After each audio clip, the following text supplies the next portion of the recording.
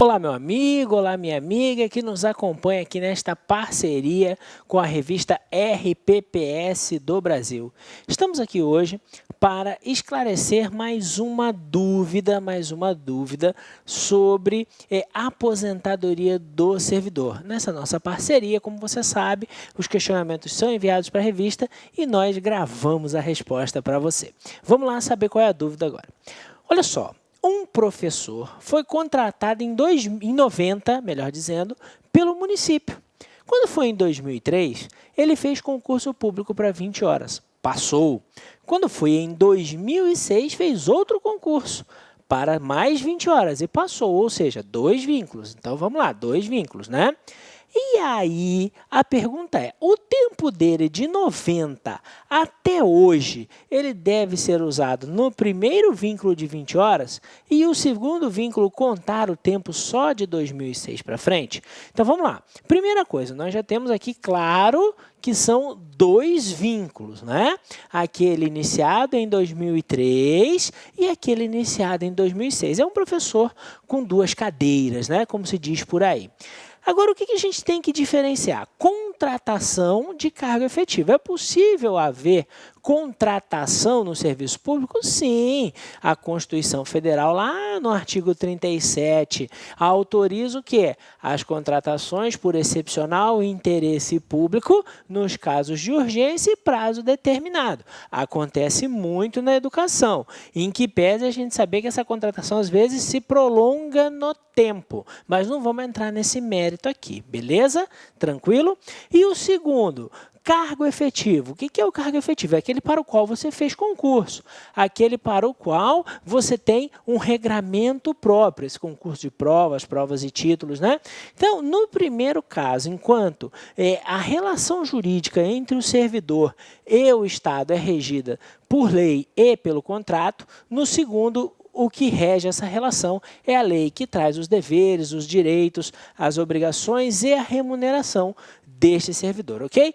Essa distinção é importante por quê? Porque o artigo 40 da Constituição Federal diz que a filiação aos regimes próprios é para o servidor ocupante de cargo de provimento efetivo. Por quê? Porque os contratados são regulados pelo parágrafo 13, que foi inserido no texto em 1998. Ou seja, suas contribuições são para o regime geral. Então, de 98 em diante, essa turma aí obrigatoriamente contribuiu para o regime geral.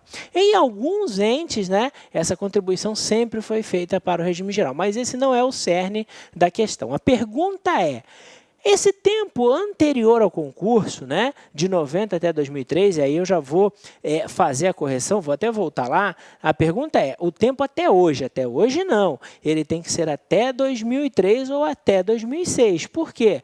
Porque até hoje ele dá o que a gente chama de tempo concomitante, tá? Então, o que é o tempo concomitante? Ora, eu tinha um contrato em 2003 e eu tinha um cargo efetivo em 2003.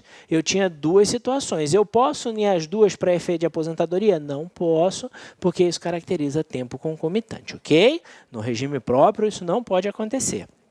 Beleza? Beleza. Então, vamos lá.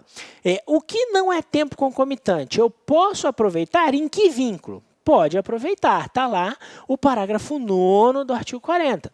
O tempo de contribuição federal, estadual ou municipal será contado para efeito de aposentadoria e o tempo de serviço correspondente para efeito de disponibilidade. Então, você pode usar. Agora, existe uma obrigação de que esse tempo seja contado no primeiro vínculo? Não. A lei não estabelece que você tem que contar no primeiro vínculo. Você pode escolher em qual vínculo você vai usar esse tempo. Pode até fragmentar este vínculo e usar parte em um, ou melhor, este tempo e usar parte em um vínculo, parte em outro vínculo. Vai depender do quê? Vai depender do seu planejamento previdenciário, vai depender de qual regra que você quer, por qual regra, melhor dizendo, você quer se aposentar. Vai depender de você saber se você quer mais ou menos se aposentar no mesmo momento nos 2 vínculos. Então, tudo isso pesa. Vai depender de você decidir se quer uma regra de transição boa ou não, por exemplo.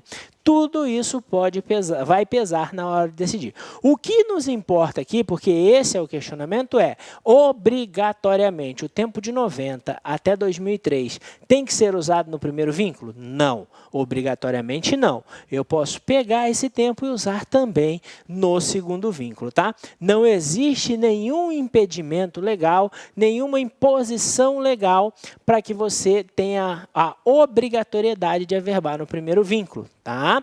A averbação é um ato de escolha do servidor público, ele só averba se quiser.